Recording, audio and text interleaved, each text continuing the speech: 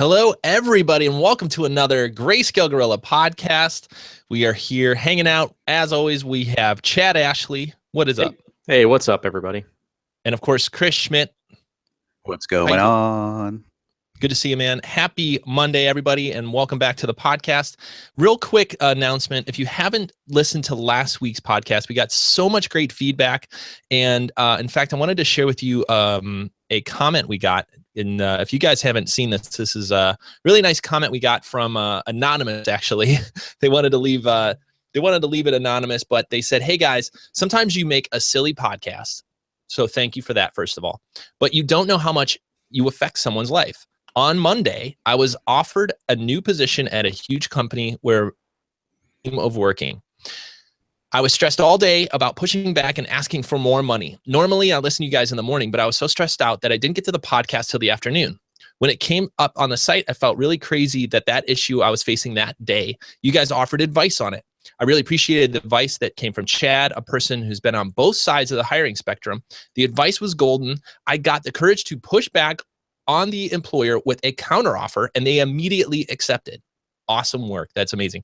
I said that. He didn't say that. That's awesome. I didn't see that. Back to him. You guys think you make tutorials and tools, but what you really do is touch people's lives, bank accounts, by offering tools we use to make money and futures. That's amazing. He said he's going to remain anonymous, but he was also hanging out at NEB. So that was awesome. We love hearing, like we always mention, we love hearing success comments from you guys that are working in the industry and becoming happier and becoming more successful. And if we could be a small part of that, that's so awesome. So I want to share that's because I love hearing that stuff. Dude, that's great. I didn't catch that one. Where was that posted? I was on our blog. And real quick, if you guys are listening out there, you want to have anything to say about any one of our podcasts, we're always looking and reading either on our blog, on YouTube, or also on iTunes directly. So if you have any feedback there, you could leave us a comment, review, all that stuff. But anyway, let's get into today. What's been going on? We got some news on the site. Let me get the biggest news out of the way, and then we'll start to talk about some render wars as well that we have coming up, and then the main topic. The big news is that tomorrow, if you're listening to this on a Monday, May 23rd, we're having our 24-hour sale.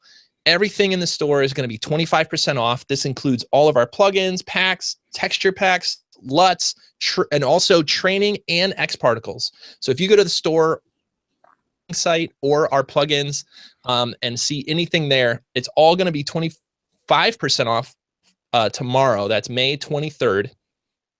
So we have 23, 24, 25. That's how you could remember this. May 23rd, 24 hours only, and it's going to be 25% off. See what I did there?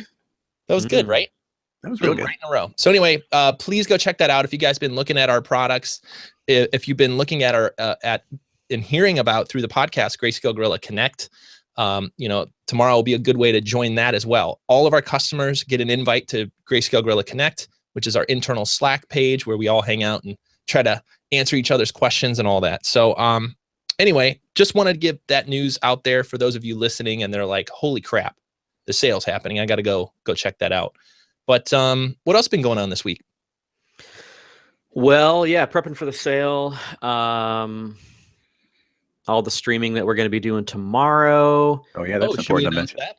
Yeah, so tomorrow we're going to, as we sometimes do when we have sales, we try to stream and show you our favorite parts of the product. So look for that. If you're not subscribed to our YouTube channel, get over there and subscribe, and then you'll get notified when we go live. And then you can check us out. We're going to be showing some of our stuff, our favorite stuff, and some new stuff that's going to be coming out soon. So you'll get a little sneak preview, hopefully, of some cool features for some products. 3 hours of live streaming tomorrow. Yes. So in between filling your shopping cart, you can head over and watch us use tools to make cool stuff. It's all going to be on YouTube, and I think it's starting at 1 p.m. Central. Is that right? Yeah, somewhere in there. If you subscribe, you'll get notified as the events get created, and it'll also notify you like when we actually go live, which is nice. And then if you're on GSG Connect, which is our customer Slack, which Nick just talked about, then we'll put notifications up there as well to let people know that we're live. Awesome. Very cool. Yeah. Putting it in the show notes, which, by the way, we always talk about links to all this stuff. And if you hear it in the podcast, hopefully we'll remember to add a show note to it. And those can be found on our blog. And also, if you're watching on YouTube, just look down below and hopefully all the links will be there. I'm adding some right now. Link it up, son. I may have had too much coffee today. I know. Nice. I'm kind of feel the same way. I'm glad you introed then. That's right. High energy, folks. Energy. I'm hoping my cold is almost gone. I feel like I still sound a bit nasal, but it's almost gone. You sound just the right amount of nasal. Yeah. Just they do that. It's really the Midwest nasally thing. It doesn't have a lot to do with the dialect. It's just the allergies. That's probably true. It's why we all talk like that. Yeah. Over there. Yeah. Well, let's see. We got any Render Wars updates Today in Render Wars, not a whole lot moving along. We've got a new update, a new cycles update that just came out. Looks like they added some pretty cool stuff. You should go check that out. Let's see what else. Nothing much in the Arnold front. Arnold 5 is still rocking.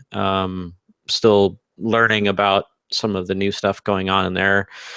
Light path expressions and all kinds of craziness. Let's see what else.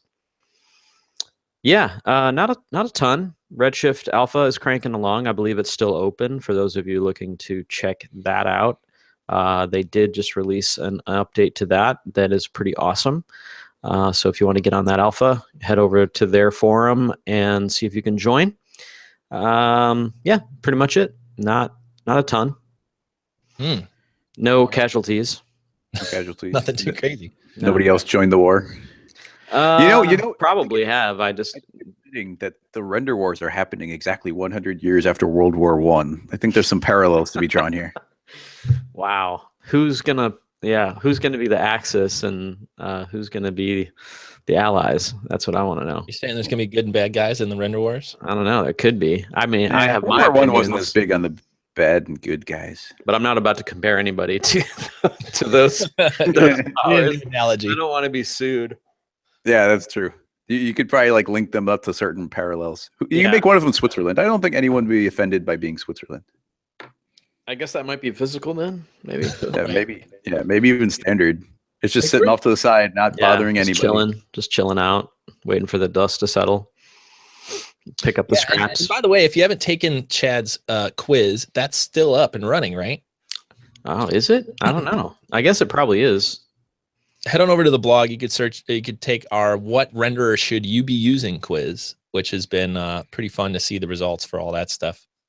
Yeah, that was fun. I got to do another one of those. I'm huge into polls. I don't know why, but they're fun to me, and I've been running them a few polls on our customer Slack, and they've been kind of fun ways to see what people are doing and how they're doing it.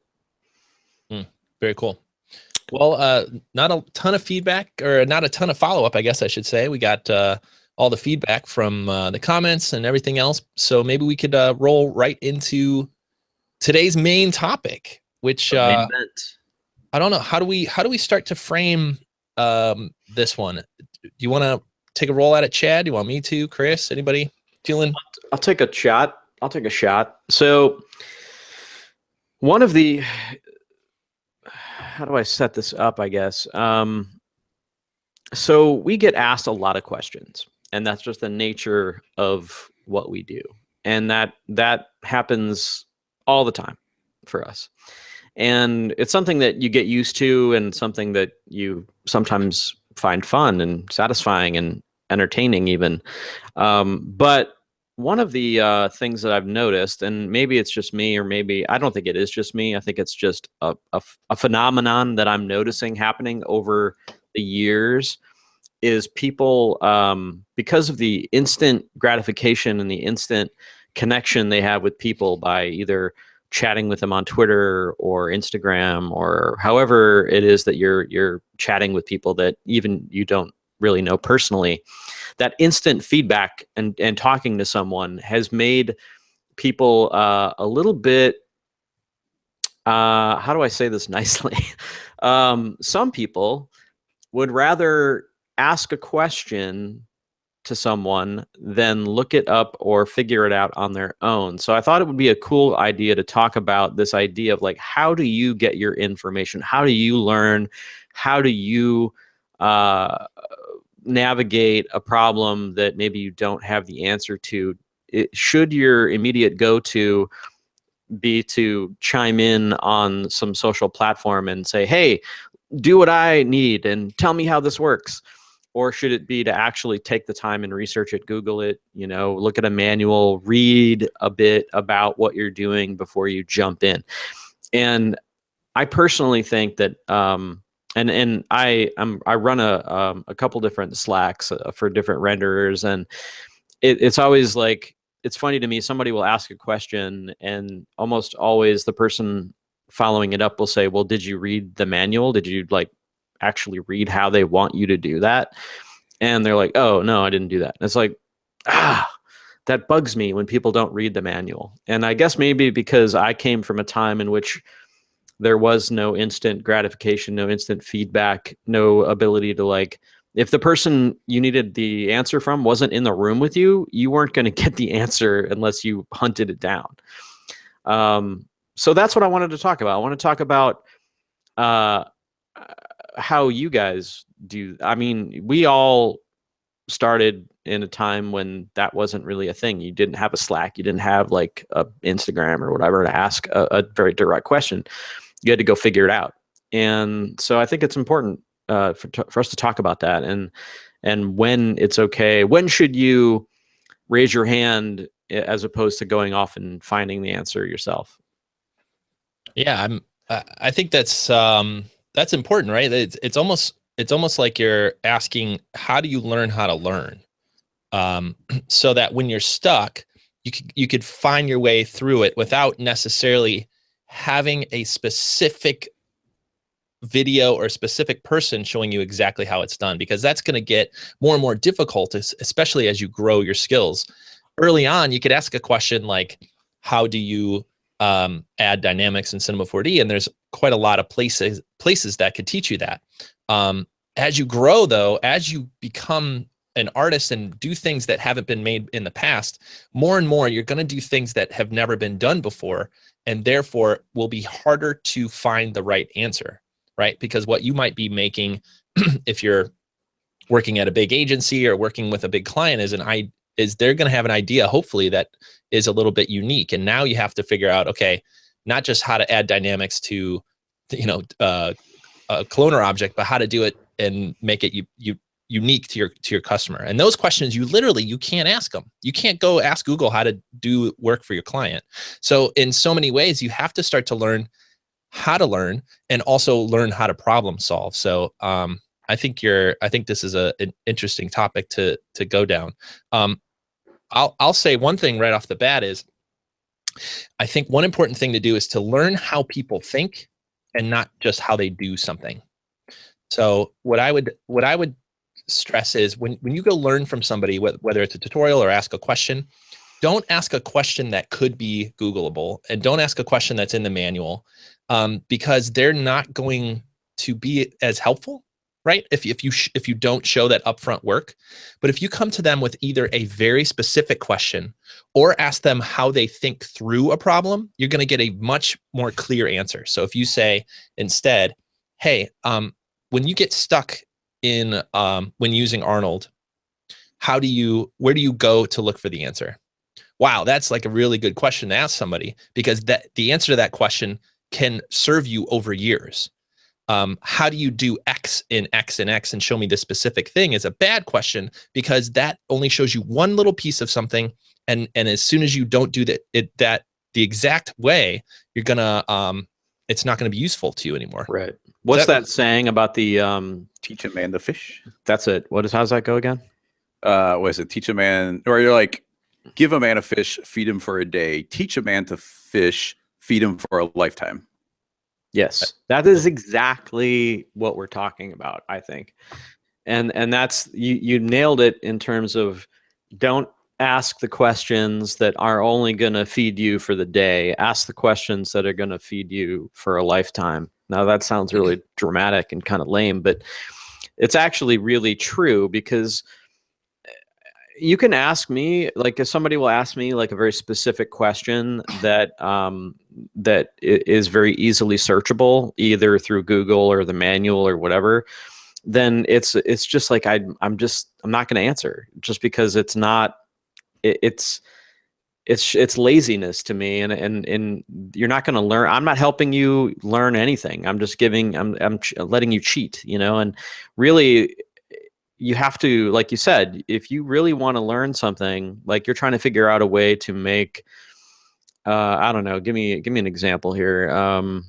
A car commercial or something, like a really vague question, like, how do I make a car commercial? That's not what, like, how do you barely a question. It's like technically a question, but it's not really a question. I don't understand. So that's not a good question. But like saying something like, well, where do I start if I need to rig a car for animation, where should I start looking for instructions on how to do that? And that's a heck of a lot. That's gonna make me want to answer you more than if a question is asked that's going to require like 35 minutes of me writing out some detailed list of what to do and how to do it. Like people aren't going to do that unless you have a lot of time. But if you say something like that, like, hey, what are some good resources that I should be aware of to help me learn this task? That's really easy. Okay, cool, man. Yeah, just check out the manual, read this section, maybe go, I know I saw this person did some cool videos, go check out their stuff. Yeah, and I get that a lot for like Redshift, because like there's very few, well, Redshift's still in alpha right now, so that you can't, I can't do a tutorial for Redshift because I'd be breaking my beta license agreement. So people are asking me like, I want to learn it. Well, actually what I always tell them is like, just go to YouTube and look at Redshift for Maya. It's the same Redshift. It's the same Redshift in Maya, same Redshift in Houdini. So it's one of those things where nobody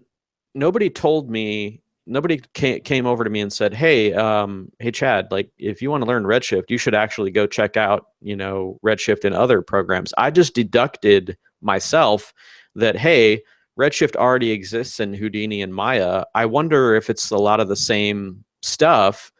I'm going to go check it out. And so that kind of like, just start thinking about things that way. Start problem solving in your head before you kind of jump in and start, raising your hand. I think you'll find that your problem solving skills will get better, and you'll be able to start answering a lot more of your own questions if you just start to develop skills like that. Like, it's almost like sleuthing in a bit, where you're like, like, I know Redshift was around for a while. I'm going to go look at it and see if I see any like things that would be the same in Cinema as it is, let's say, in Maya. And it turns out it is pretty much the exact same features, exact same buttons.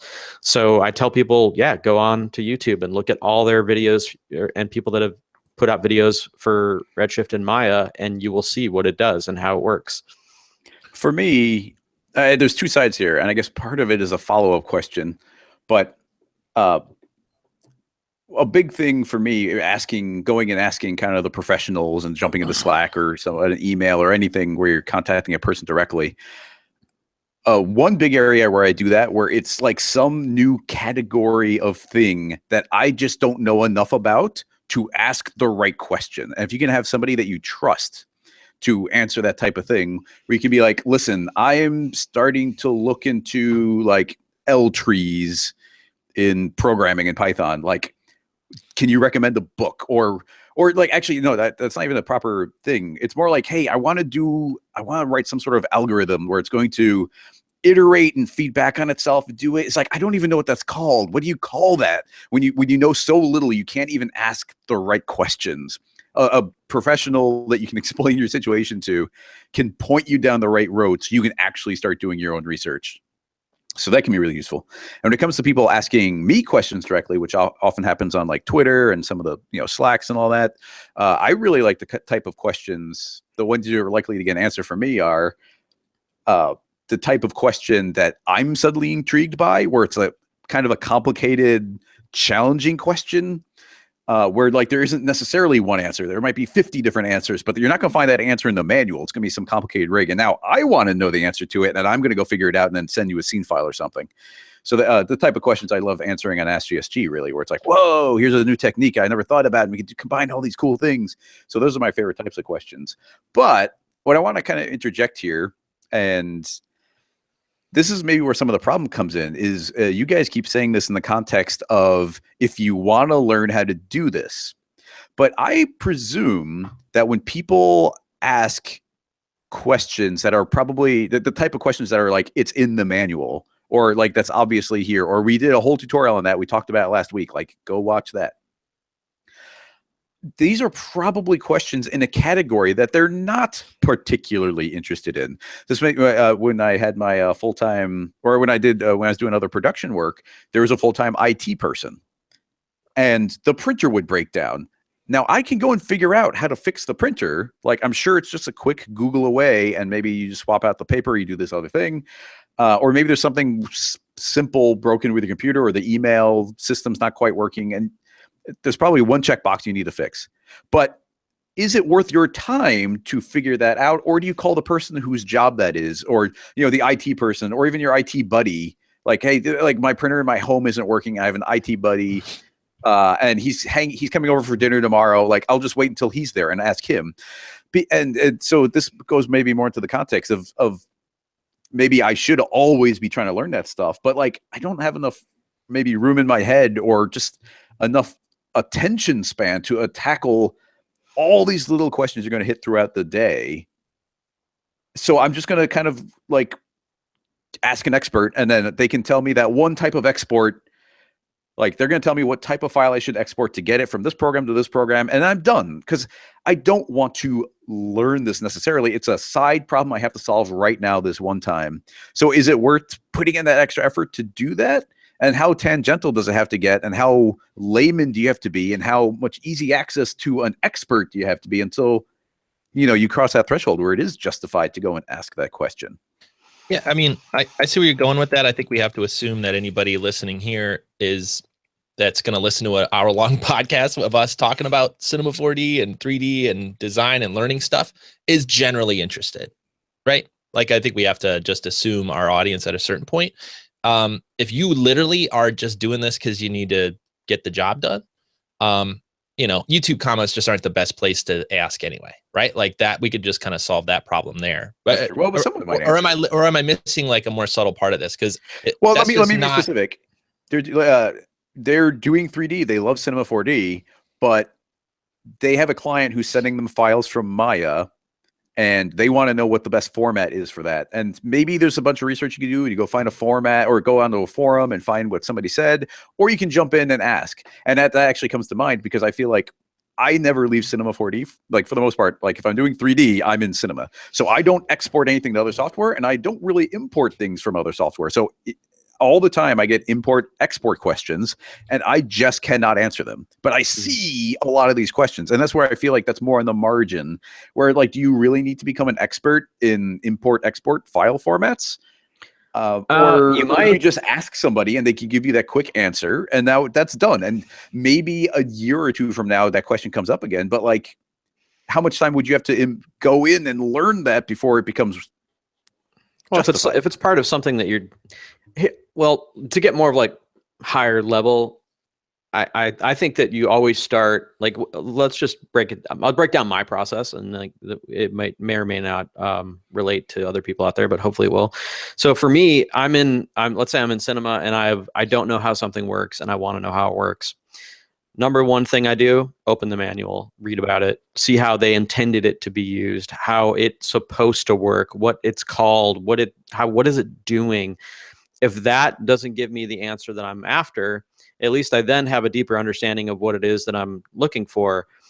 I recommend finding a couple professional friends that you networked with, or that you're close with, that are hopefully experts in whatever area you're not an expert in, and kind of, foster those relationships and have your go-to people that you can ask these types of questions to.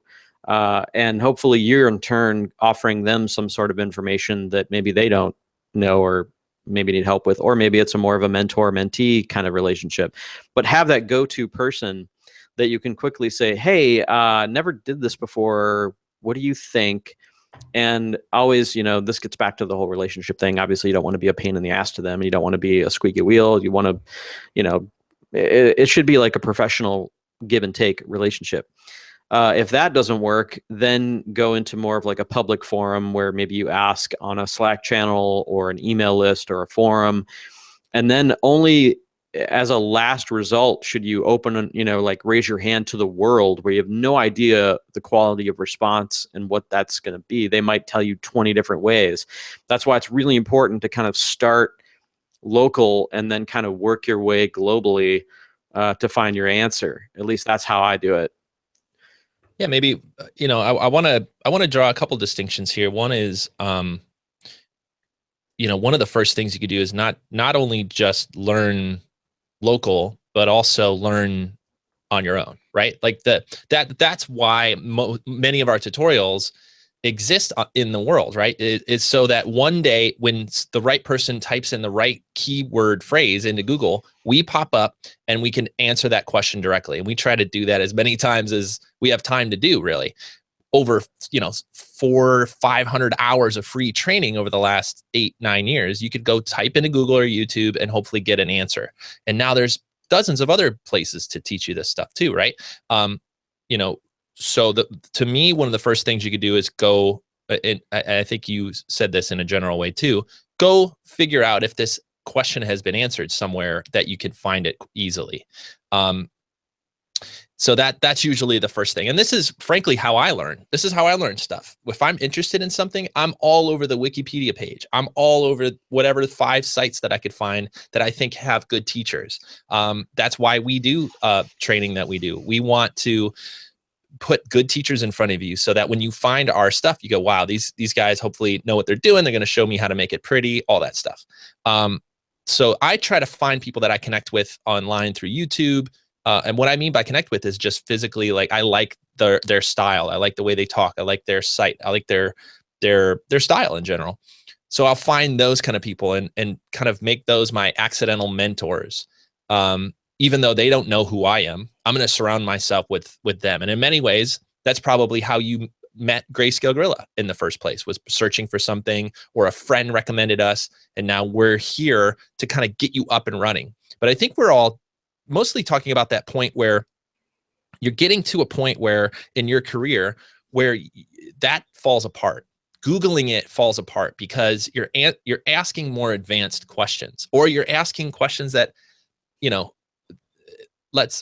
you're asking questions that are unique to you or your circumstance, or you might not even have the language to even understand the question that you're asking. So what do you do then? Well, then I think we've all talked a little bit about this.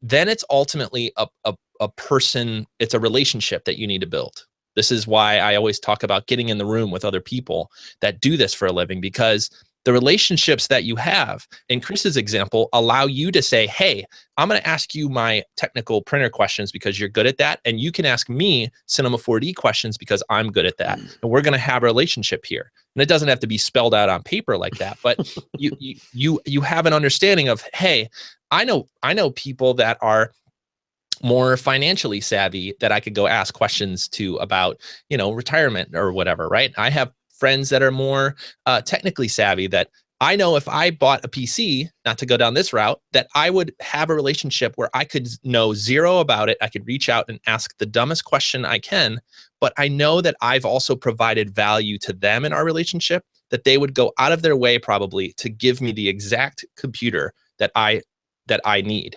And I only have that because I've provided value in the first place to them.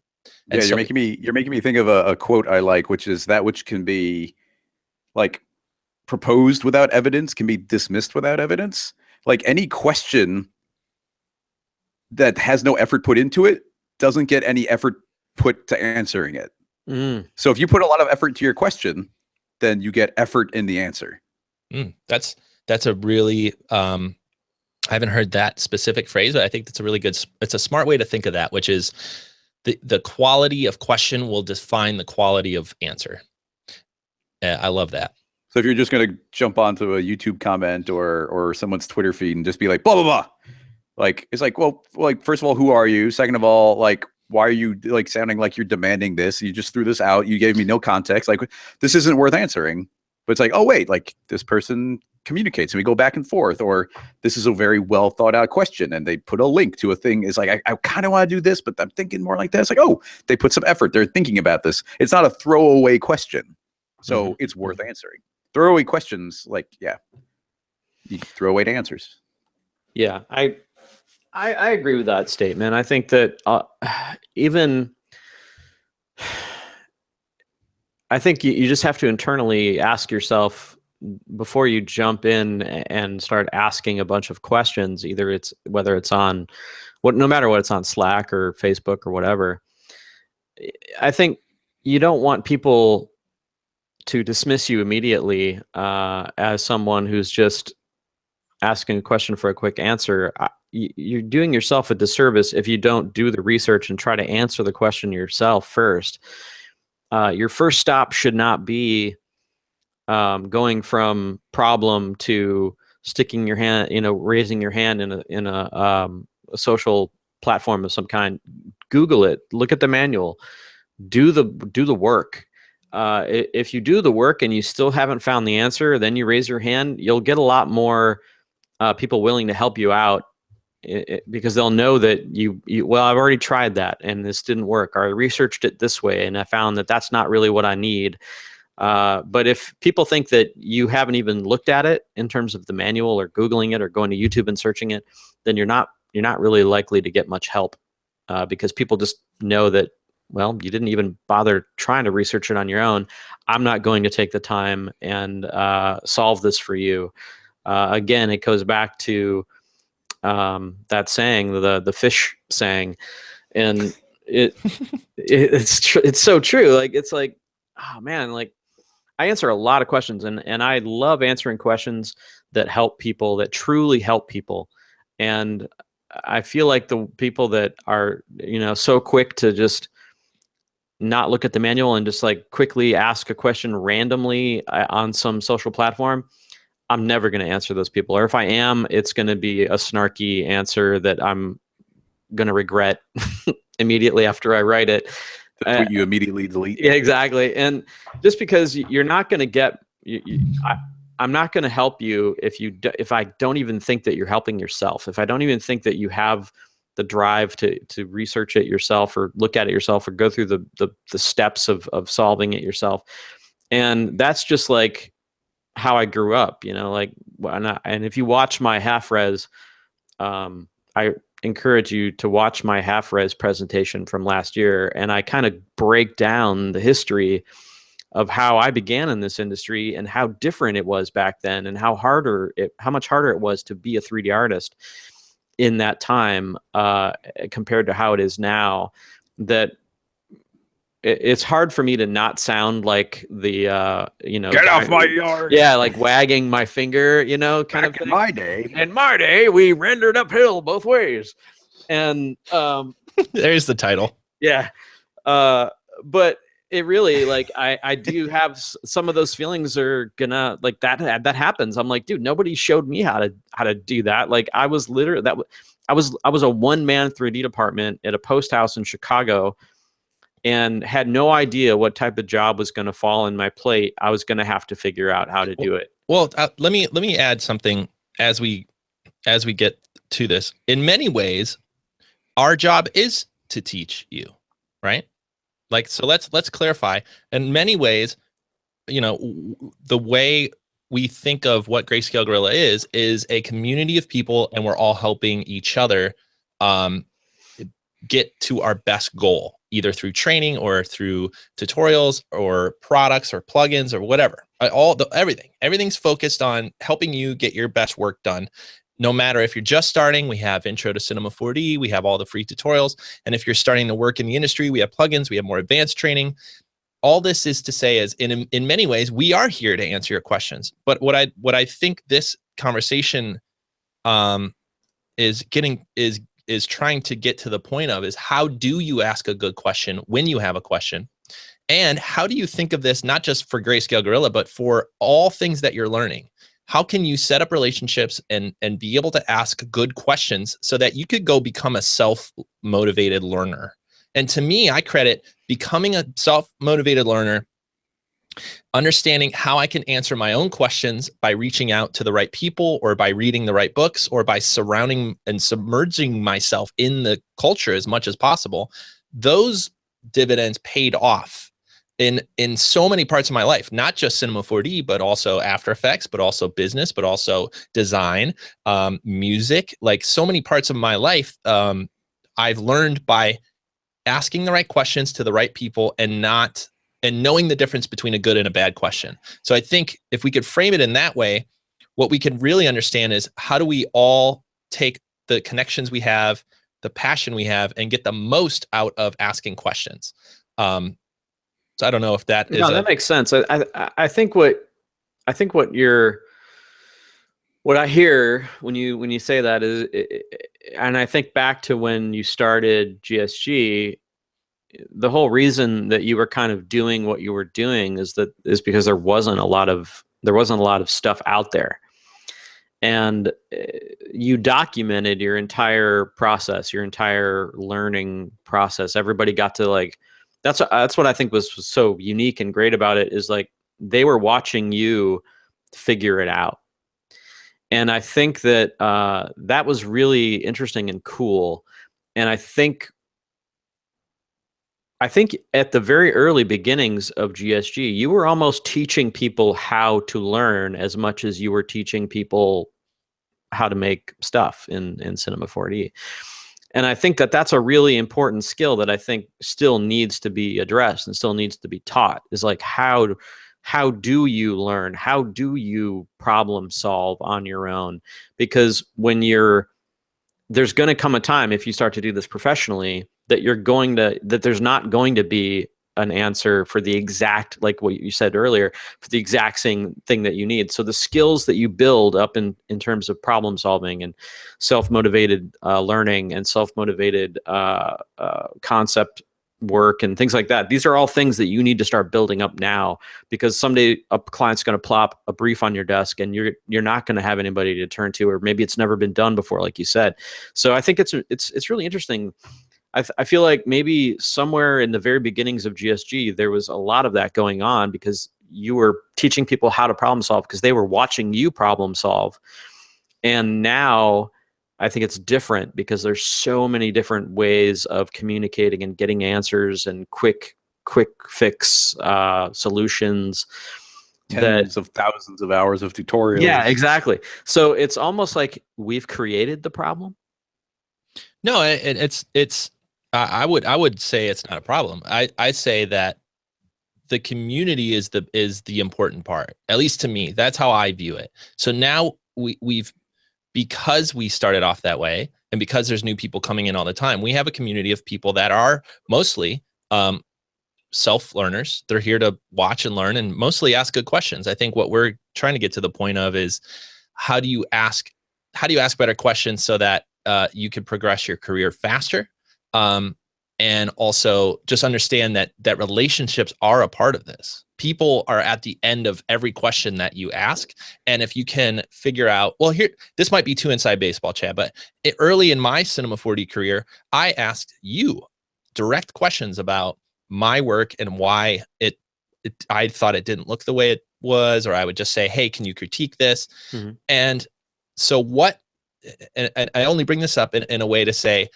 I encourage everybody to go find their Chad Ashley, right? Chad Ashley can't be a Chad Ashley for everybody in the way that he is. I can for a price. But it's going to be hard to I think that's the point of it, is it's always hard to answer every question, so that how can everybody start to find their own unique person that can kind of hold their hand through this stuff. And so what was it about the question that I asked you, or the relationship that we had, that prompted you to actually reach out and help me? I think I really liked your work, and I thought you were a really nice guy, and I am drawn to people that like that. I'm drawn to talented, nice people. And when I find people like that throughout my life, I try to stay as connected to them as I possibly can. And I also saw a ton of potential in your 3D skills early on. You're doing a lot of After Effects when we first met, and it was just a lot of fun to watch you progress. And it was inspiring for me. What I got out of it was that it inspired me to see somebody like you going from more of a 2D workflow to a 3D workflow. And your approach to it was so unique to me because I wasn't using Cinema, that I was also learning through you how Cinema did the things that I was doing in 3ds Max. So I mean, absolutely agree with you. Relationships. Find people that you can connect with, earn their trust, earn their respect, and really keep them going, keep those relationships going.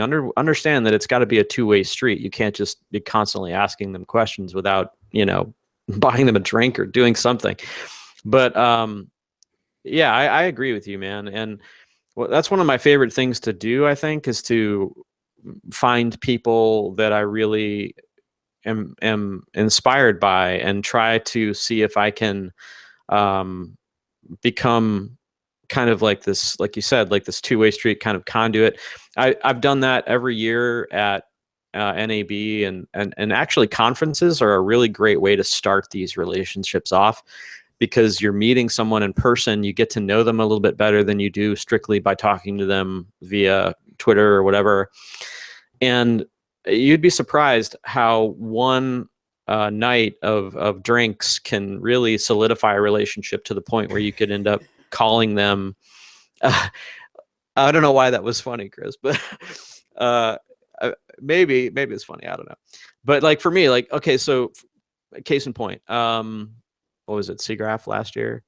SIGGRAPH last year, I knew that Trevor Kerr was going to be a speaker, and I'd admired his work, and I thought he had a good eye, and he seemed like a young up and coming talent. I wanted to meet him. So at SIGGRAPH, I made an effort to meet him, and we hit it off. And he's one of those people that I now talk to almost every day. Same thing goes with Sakani Solomon, Brett Morris, like all these people that I've met at conferences. I make an effort to keep in touch with them and talk to them at least once a week. And it's not like a chore, because I like these people. And these are all people that can help me answer a question, or they might have a question for me and I can help them. And yeah, it's this awesome two-way street that you really, if you don't have these people in your life, go to Half Res, number one. Come to Half Res. Hopefully you've already bought your ticket, because too late, sold out. It's already sold out. But go to a conference and meet people and hang out and just get involved and find those confidants and find those friends and really make an effort. Let me bring because Chris, I have a question for you, because I think you're uniquely good at this. It is always funny that meeting people and being around them ends up being the answer to so many of these questions. So I don't want to discount that, but I think I'm trying to speak for maybe a few of our listeners that are, not in a big city, or they're out there, really trying to learn online. Maybe they're not as social as they should be, but maybe we could give them a couple tips on things that they could do that's not necessarily going to NAB, which I still think is a great idea. Go to the conferences. I'm just trying to talk to that next level person. Maybe they're just starting and they're looking to get better from their room, and Chris, I think you're such a fast learner. I've seen you learn things in a weekend, like Unity and building your own drone and with 3D printing and all these other things I could list off. How do you approach learning so quickly these more technical topics? How do you go about that? That's a big question. I mean, one big thing is just diving in head first and just kind of obsessing over it for a little bit. Like you can't get around just spending some time on something where if I get like even for normal work, like we're working on plugins and stuff, and then every once in a while something will just be so inspiring where it's like, no, I want to work on this all the time, and then I'm spending like 16 hours a day working on that. Like the amount of work you get done by throwing a bunch of time at something can be incredible, especially if you're super duper into it.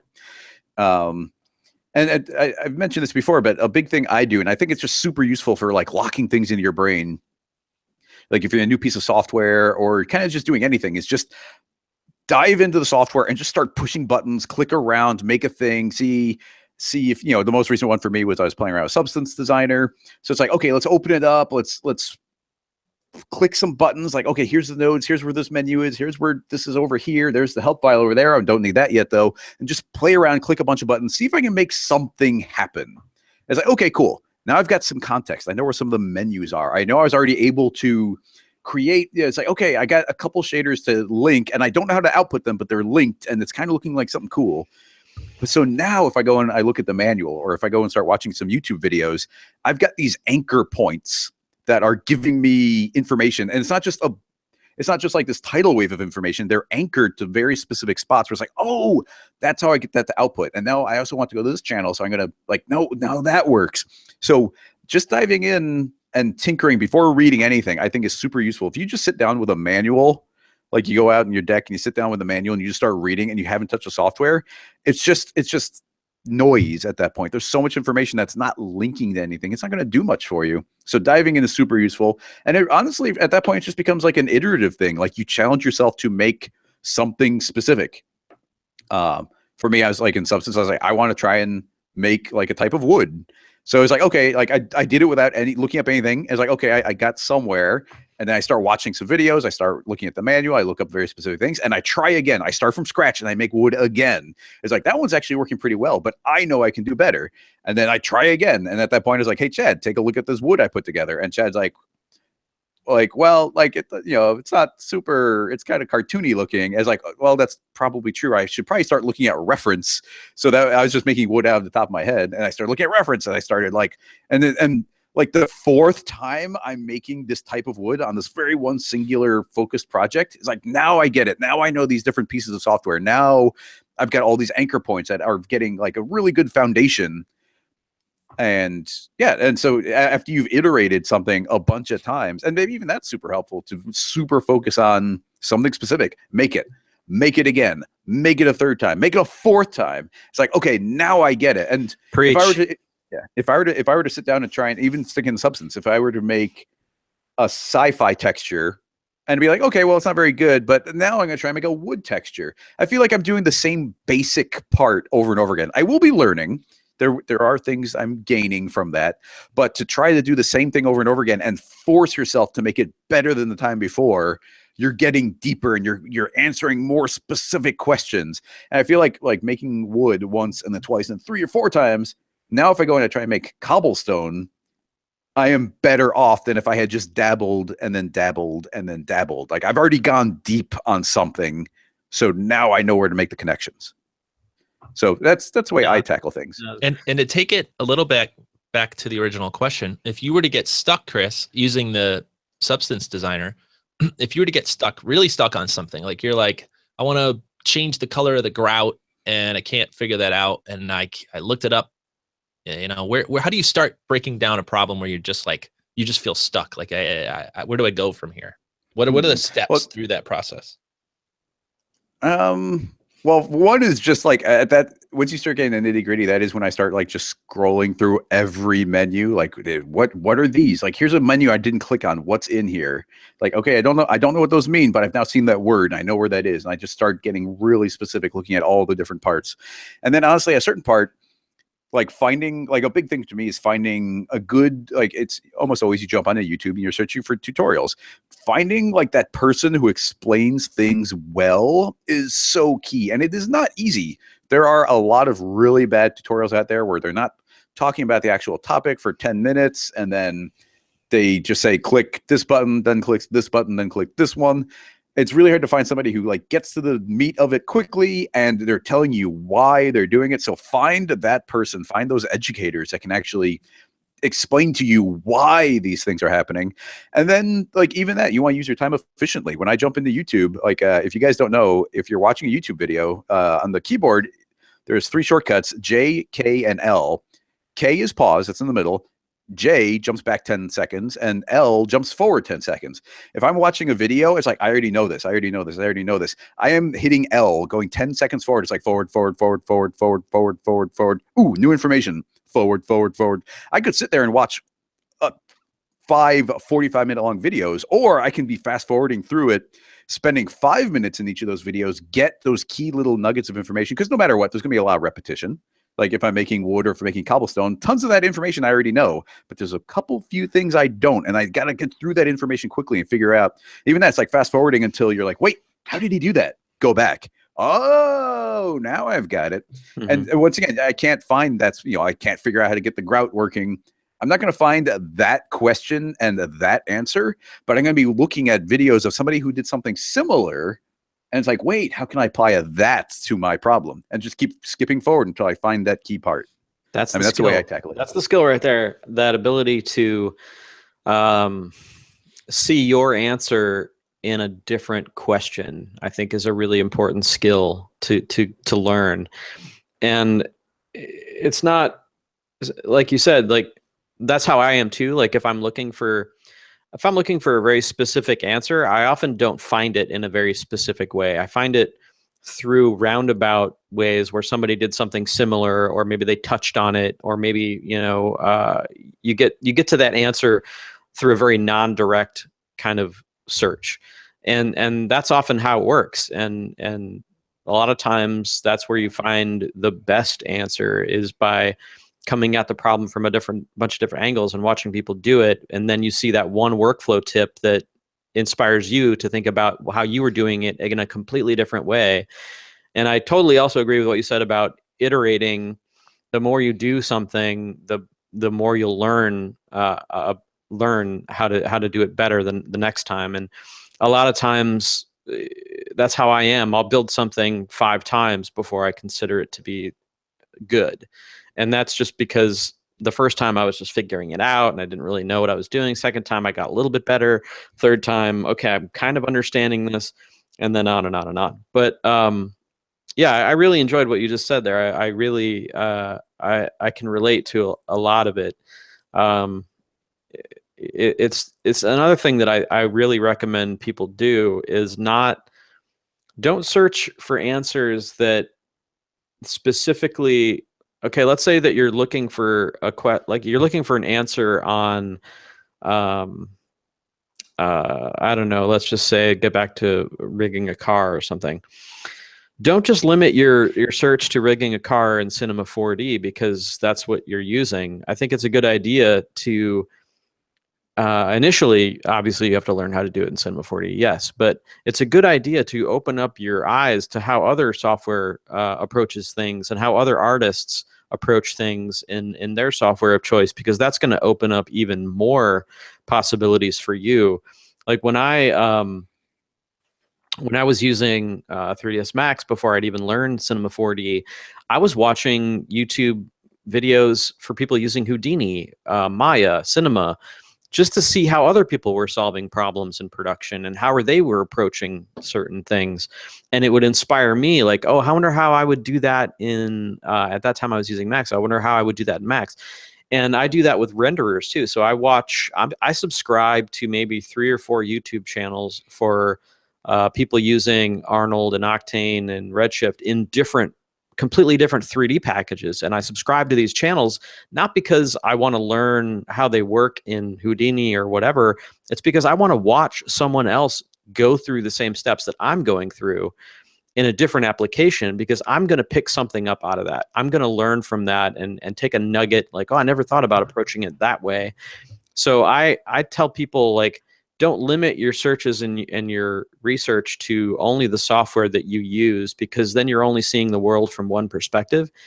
Even if you don't know Maya, you don't know Houdini, watch their videos, watch how they problem solve, watch how they attack an issue, and it'll open up your mind as to how you might approach the same problems in cinema. Yeah, I think that's good advice, man. I was reminded of a blog post I wrote. I'm going to look for it. I can't remember the name of it, but it was essentially called How to Learn from Tutorials, or something like tutorials aren't enough, or whatever. I'll find this thing, put it in the show notes. But essentially the idea is this: if you only learn from a tutorial, then you only know that one trick, right? I do agree with what Chris said, which is you got to find people that describe why they make the decisions they do. That's a lot of the reasons we're all here. I've always considered both of you guys good teachers that not just show you the buttons to click, but also why you're choosing these things and your thought process. I think that's a huge part of it. But ultimately, if you just learn a trick and then you get really good at following directions, you'll never really become an artist that gets paid to solve problems. Because if you can only solve problems that have already been solved, you're not as valuable as somebody that could look at a complex, unique design problem and solve it for a client. So what I recommend, and this tends to work no matter where you are in your career, try to do a mashup. Try to take something you just learned and then apply it to something that you already know. And what I mean by that is you're gonna find things that break when that happens. And then you're gonna have to figure out how to solve that problem. And those problems will be unique to that project and not easily searchable, not easily found. But then you're gonna start to go down the path of, okay, well, I have, here's an early case that it took me a while to figure out. When I started learning dynamics in Cinema 4D, one of the things I always come across was concave objects. And all of a sudden you would add a dynamics tag to a concave object and it wouldn't act the way that I thought it would. Now I followed all the tutorials, which at the time there weren't many, to show me how to do dynamics, but nobody taught me that concave objects you have to use a different setting for in the dynamics. So that took a while, right? Like, so I had to work through that process and try out different things and find relationships that I had and contact them and all these things that we talked about today. It took a while to figure out because there wasn't a bunch of online training back then. The point of it though is I took something that I learned, which was dynamics, which the way that I learned it was just a floor and a bunch of objects. And then I tried to apply it to a bowl. I wanted to catch things in a bowl and I got stuck.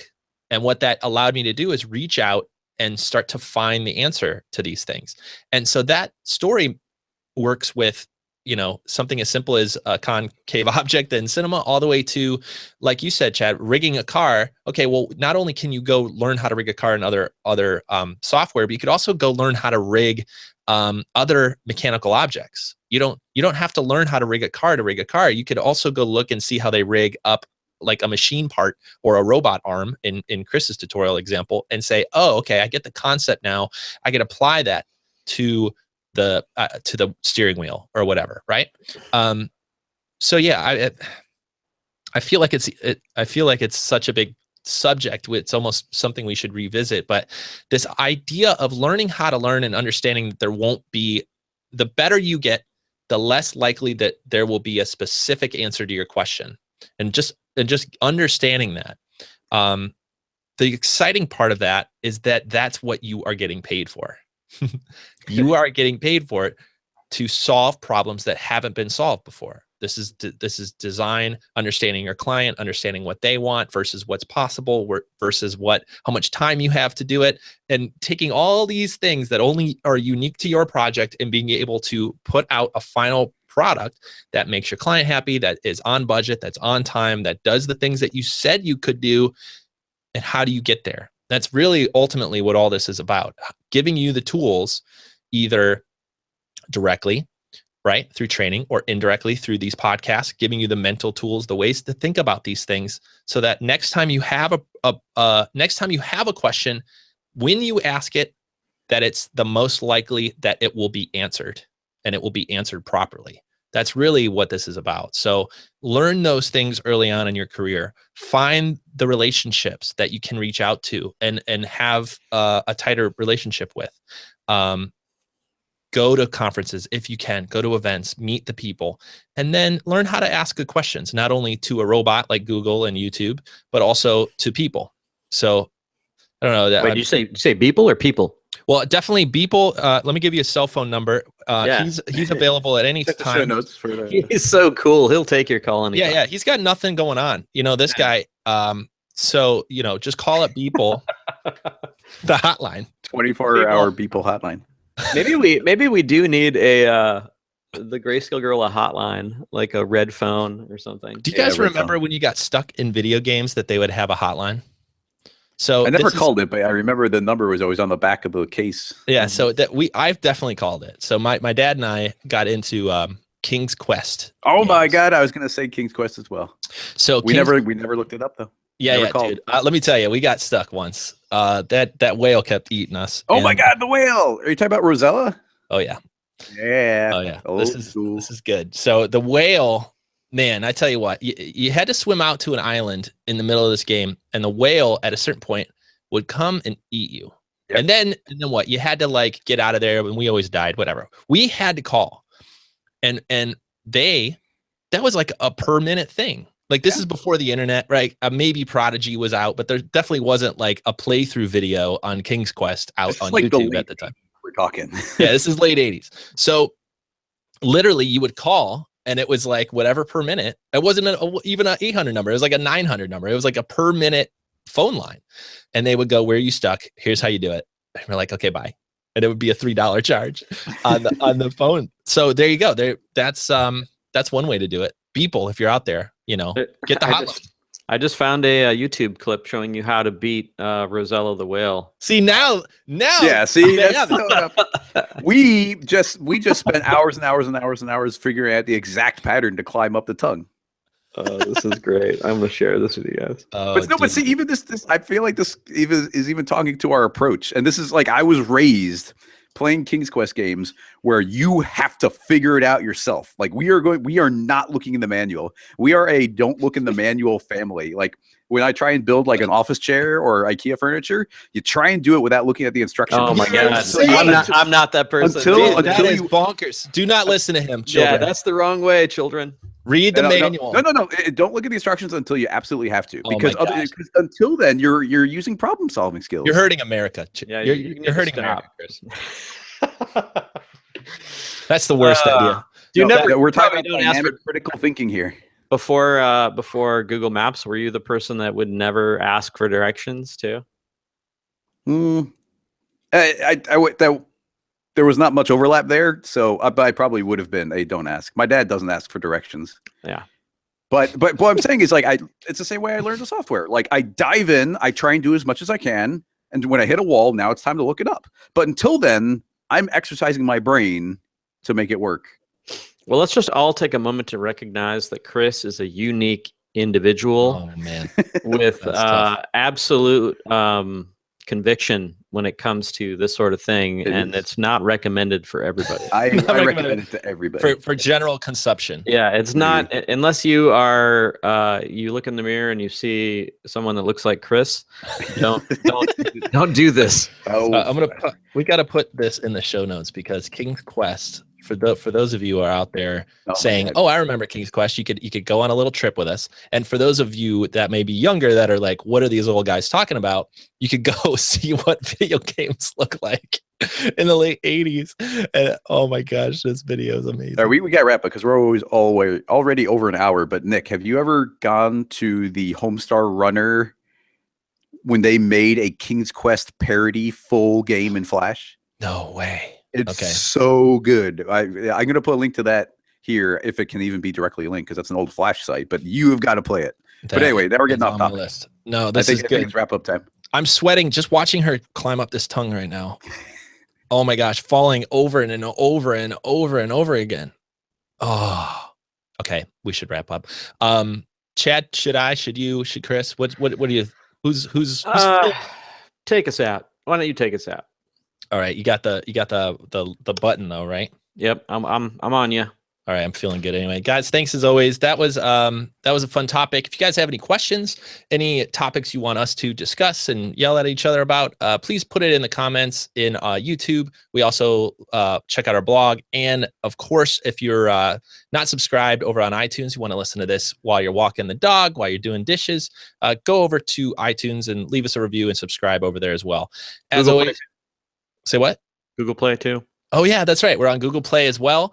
So make sure you're in there. So, and we probably don't have as many reviews since we just put that up. So if you're like, whoa, you're on Google Play, that's awesome. Take that energy, go over there, give us a couple stars, maybe 5. It's up to you. We'll take any you give. Thanks as always for listening. And again, check out last week's podcast where we talked about salary negotiation and trying to get your first salary specifically up a little bit higher when you get your first job. And what else? And the sale. Hope to see you tomorrow at the sale. Anyway, thanks as always for listening. Thank you, Chad and Chris, for joining. And I will see you in another podcast really soon. Bye, everybody. Bye. Bye.